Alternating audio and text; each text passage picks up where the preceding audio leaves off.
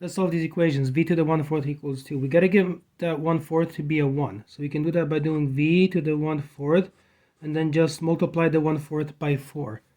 But then do the same thing on the right side, so exponentiate it to the 4th, that is. Now look, this cancels, and you're left with V to the 1st. 2 to the 4th is 16 because it means 2 times 2 times 2 times 2.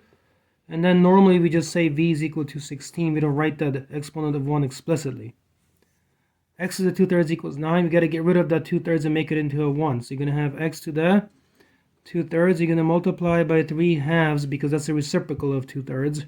And then you're going to do the same thing up here. So it becomes 9 raised to the 3/2, that is.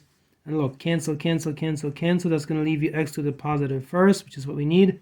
Now here we have to be careful because there's a 2 in the denominator that becomes the index of a root. In other words, it becomes the square root of 9.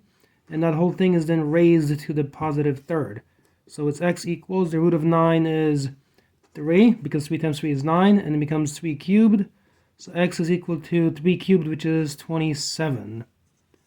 Same logic for the last one. You have x minus 1 to the 1/3 equals 2. You got to make that 1/3 into a 1. So you're going to do x minus 1 raised to the 1/3 times 3.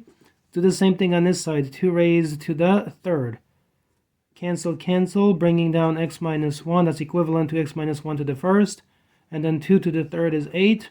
Lastly, add 1, tally straight down, cancel, cancel. So x is equal to 9. Subscribe, like, and share.